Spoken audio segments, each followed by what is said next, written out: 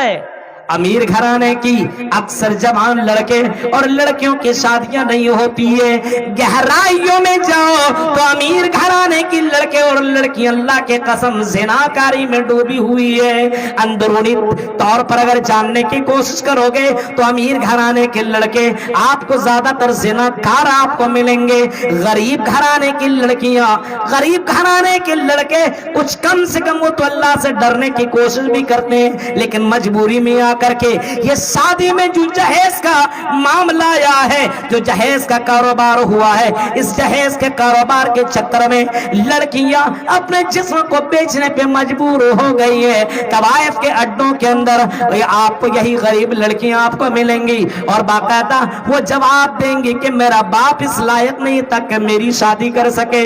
آج مجھ سے کوئی شادی کرنے کے لیے آتا ہے تو 5 لاکھ روپیہ مانگتا ہے. اب میرا باپ اتنا زیادہ غریب ہے کہ اپنا گھر مکان بیچ دے پھر بھی 5 لاکھ دینے کے لیے تیار نہیں. میں نے اپنے باپ کو دیکھا رات کی تاریکی میں روتے ہوئے اور اللہ سے گڑ گڑا کر کے میرا باپ کہتا اللہ میرے پاس 5 بیٹیاں ہیں، میں اپنے بیٹیوں کی شادی کیسے کروں. اور اسی درمیان میرے باپ کا انتقال ہو گیا. میری ماں اکیلی تھی، میری ماں کی وہ بے بسی میں دیکھ نہ سکی، جس کی وجہ سے میں خود گھر سے بھاگ نکلی اور یہی طوائف خانوں میں آ کر کے اپنے جسم بیچ کر کے زندگی کاٹ رہی ہوں، کیونکہ سماج نے زنا کو آسان کر دیا ہے اور زنا کو آسان اور نکاح کو مشکل کر دیا ہے.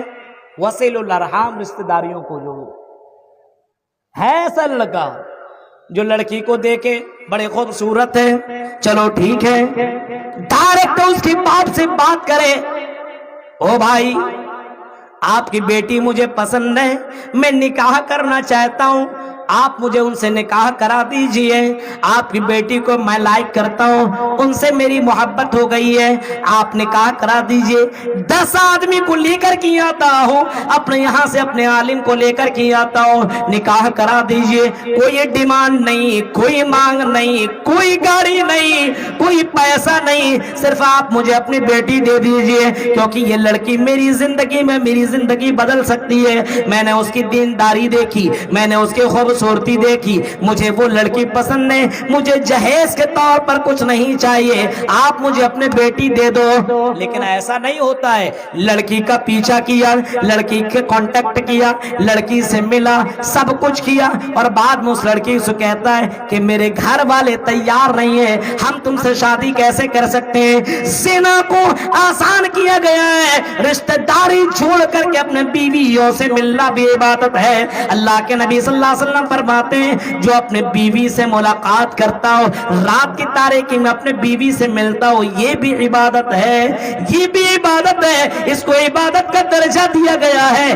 اور اگر اپنے بیوی کو چھوڑ کر کے کسی غیر لڑکی سے ملتا ہو تو اس کو زنا کہا گیا ہے، اس کو گناہ بتایا گیا ہے، اس کو بے حیائی کہا گیا ہے. اسی کو اللہ تبارک و تعالی نے ان تمام چیزوں سے رکنے کو کہا ہے.